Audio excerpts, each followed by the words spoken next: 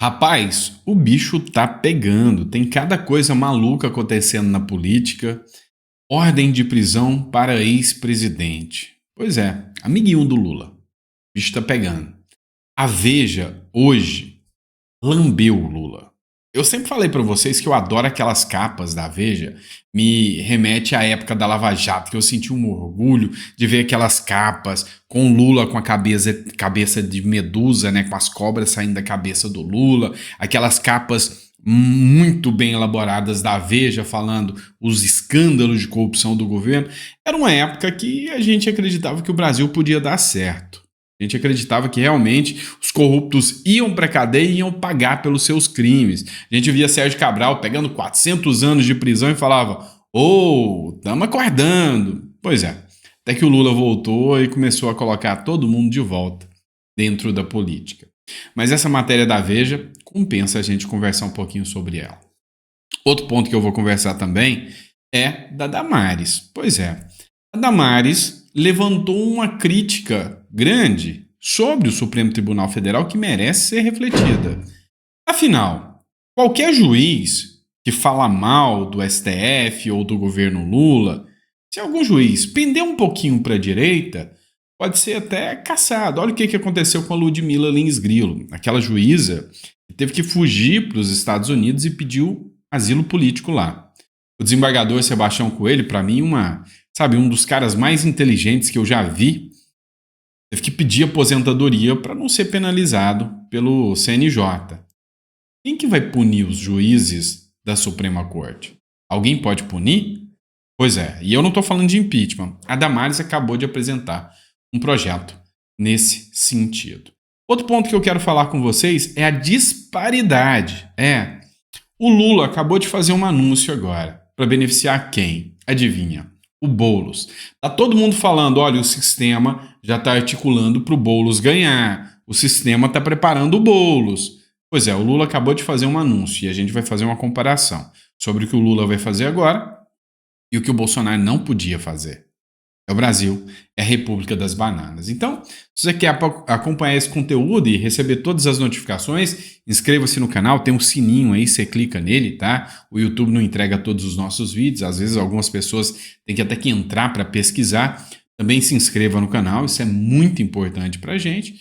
E bora de matéria. Só lembrando a vocês que o nosso livro, tá aqui ó, o nosso livro Revolução contra o Sistema, permanece disponível. Então, se você está afim de uma boa leitura, se você está afim de um livro que realmente vale a pena a leitura, livro Revolução contra o Sistema está aí disponível para você, tá bom? Vamos lá, a gente sempre começa com o principal do nosso canal. As notícias desses jornalistas aí, a maioria é tendencioso? Não, o principal do nosso canal é você. Vamos lá, a Cida Dominguete, ela escreveu o seguinte: bom dia, doutor Sandro. Somos colegas de profissão. Então, prazer ter o doutor aqui. Admiro muito seu senso crítico, que às vezes, num primeiro momento, causa algum desconforto. Eu tenho esse problema aí do sincericídio, né? Mas depois, vemos que foram assertivas as colocações. Parabéns. Olha, vindo de colegas de profissão, essa semana eu recebi uma mensagem de um certo desembargador falando que é assíduo, né, do nosso canal. Isso, cara, falou, cara, eu tô no rumo certo. Eu tô no rumo certo. Eu tô acertando a mão. Porque, assim, eu acho que a gente já cansou de mentiras, né? Eu acho que a gente já cansou de ficar numa projeção da qual eu só vou falar aquilo que você quer ouvir. Mesmo que isso tenha, sabe, consequências lá na frente. Eu, há um tempo, né, atrás, eu estava até falando com a minha esposa sobre a minha filha, que ela é intolerante à lactose. Ela é autista e é intolerante à lactose, a Aninha. Muita gente já conhece ela aqui. E a Aninha, um dia a gente fazia, sabe, no intuito de agradar, concessões. Então, por exemplo, a gente chegava nela, ela estava com tanta vontade de comer alguma coisa e a gente acabava dando aquela coisa porque ela queria naquele momento. Depois a gente amargava ela passando mal a noite inteira. Até que a gente chegou a uma conclusão. Estava sendo mal. Estava sendo ruim com ela, achando que isso era amor. E não era amor. Então, amor não é você falar o que a pessoa quer na hora que ela quer. Às vezes é falar o que precisa ser dito, é fazer o que precisa ser feito. Então, eu agradeço muito a compreensão de vocês, porque eu tenho críticas ao Bolsonaro, eu tenho críticas ao Marçal, eu tenho crítica até a mim mesmo. Então, fazer o quê, gente?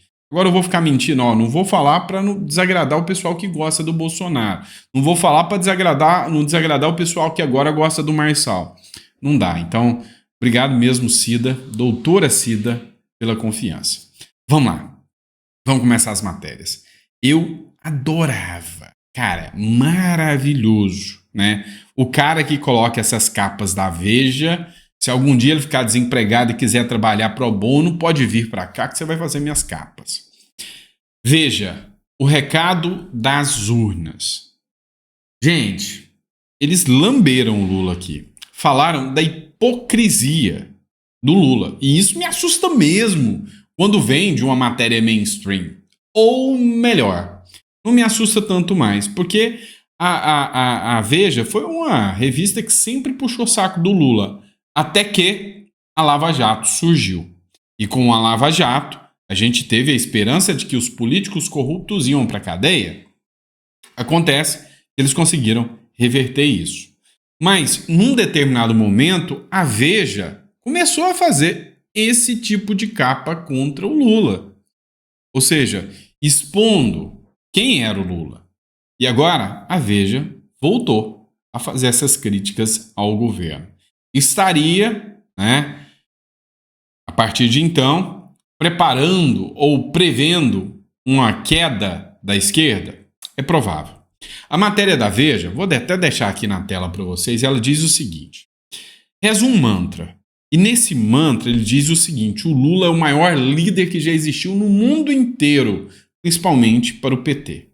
Se o PT avançar e se tornar um partido grande, que tem tentáculos de corrupção em vários países, El Salvador, tem um monte de países, é graças ao poder do Lula, o poder de liderança do cara que fez o Foro de São Paulo. Agora, se o PT e o Brasil cai, a culpa é do PT e do Brasil, nunca é do Lula.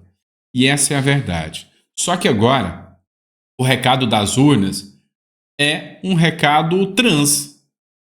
É um recado trans, porque ele parece que cresceu, mas na verdade mostrou o quanto o PT já está se tornando um partido obsoleto, ultrapassado, retrógrado, velho. É o seguinte, foram mais de 3.000 e poucos municípios que o Lula teve vitória. Ou melhor, teve vitória. O povo escolheu o petista. Agora, pouco mais de 200 desses escolheram o petista. Ou seja, aqueles redutos petistas estão definhando de uma vez por todas. Então, a soberba precede a queda.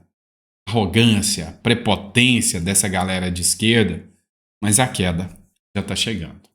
E aí o Lula resolveu atuar, né? Matéria do Tempo, eu sempre cito a fonte para vocês. Sabe por que ele resolveu atuar? Porque ele pode, o sistema deixa.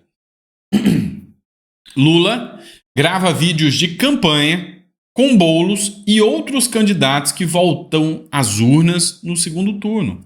O candidato a prefeito de São Paulo, que disputa com o Nunes, deve ser o primeiro a se encontrar com o presidente nessa fase eleitoral. E aí o Lula vai gravar lives e vídeos apoiando o Boulos e outros prefeitos da esquerda para tentar resolver o tamanho do problema. O Lula está levando pancada até dos próprios petistas. O candidato do Lula é o Boulos. Teve gente do PT que votou 13 como forma de protesto contra o Boulos, porque não gostou do Lula apoiando o Boulos. Agora, a gente precisa refletir. Nós estamos numa democracia. O TSE, ao permitir que o Lula grave vídeos e lives e postagens, ele não está sendo, unânime, equânime, né? Ele não está sendo igual para todos, porque o Bolsonaro, na época da eleição, foi proibido de gravar lives no Planalto e até no Alvorada, onde era a casa dele. Os ministros entenderam que o uso da estrutura pública para fazer campanha fere a isonomia e os candidatos. Tá de brincadeira? Ah, tá. Então, usar a internet do Palácio do Planalto ou do Alvorada, a internet, feria a igualdade de condições, porque não tinha impulsionamento. Agora, se o TSE fala, olha, e eu ia concordar com o TSE, se ele falasse, olha, Bolsonaro, você não pode fazer impulsionamento das lives com dinheiro público. De jeito nenhum. Bem, eu ia concordar. Né? Tudo bem, você é presidente, dinheiro público não. Quer dizer, dinheiro do Planalto, dinheiro do partido sim, porque o fundão eleitoral, o Lula tinha, ele também ia ter o direito para ser igual. Mas, o que eu estou falando aqui é, o que deveria acontecer é permitir que o Bolsonaro fizesse as lives. O fato dele estar usando a sala, era isso aqui, ó, pessoal, deixa eu colocar na tela para vocês. O fato dele estar usando essa sala aqui e a internet do Palácio do Planalto é o que ia mudar as regras eleitorais, ia beneficiar o Lula, o Bolsonaro. Agora o Boulos, o Lula pode fazer live para todo mundo usando o sistema que ele bem entender. Cara, não há uma democracia equânime, aqui no Brasil. Quer outro exemplo? Existem figuras intocáveis no Brasil? Já viu o filme Os Intocáveis? Pois é. Muita gente, às vezes, não observa algumas lacunas e algumas frestas da lei. A Damares observou. A Damares protocolou mais uma PEC e estava mirando os ministros do STF. É a matéria do Metrópolis. Senadora bolsonarista Damares Alves, do Republicanos, né, aproveitou a onda anti-STF do Congresso Nacional nessa semana e protocolou mais uma PEC, que tem ministros da corte como alvo. Na quarta, Damares apresentou uma PEC para criar regras sobre reclamações disciplinares contra ministros do Supremo, que hoje não se enquadram nos crimes de responsabilidade do Senado. Vamos entender? Aulinha de direito aqui prática para você. São crimes de responsabilidade. São crimes que, devido à sua gravidade, né, responde perante o Congresso Nacional com impeachment. Tá? Então, o crime de responsabilidade é aquele crime passível de impeachment. É o crime de responsabilidade. Ou seja, é um crime que você não vai ser condenado penalmente, mas será condenado à perda, né, do seu cargo ou mandato. Certo? Então, esse é o crime de responsabilidade. Agora, tem os crimes disciplinares. Quem julga os juízes nos crimes disciplinares? É o CNJ, é o Conselho Nacional de Justiça.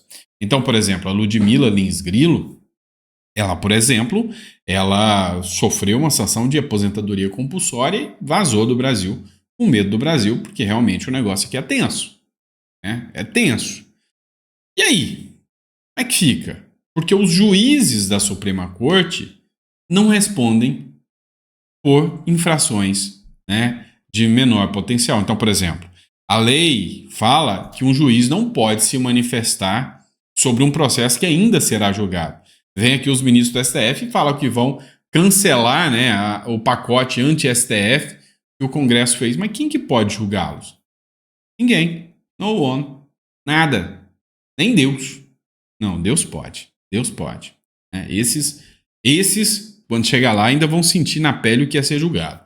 Mas, enfim, né? O que muda na regra do jogo? A PEC que a Damares propôs, ela fala que qualquer cidadão pode fazer uma representação disciplinar contra os ministros do STF. Ou seja, o advogado Daniel Silveira, ele acusou que houve um abuso de autoridade por parte do Alexandre de Moraes. Você tem que correr e fazer essa denúncia em cortes internacionais, porque cortes nacionais não tem para quem denunciar o sistema, os ministros do STF. Né? E aí, as relações de deveres, né, o que o juiz pode ou não pode fazer, seriam as regras da lei orgânica da magistratura. Ou seja, o que se aplica a todo juiz, se aplica para os ministros do STF também. Então, se os ministros do STF fizerem uma publicação a favor do Bolsonaro, nunca vai acontecer, né? eles devem responder. Quando fazem a favor do Lula, não. É assim que funciona hoje, até com os juízes. Mas o certo era ser igual para todos, né? Então, fez uma publicação política, vocês estão proibidos, né, de serem políticos, deveriam responder e qualquer cidadão pode ir lá e fazer uma representação. E aí, tá tudo bonito, a Damares agiu certo, até que ela errou no final. Errou no final. Desculpa, Damares, mas errou no final.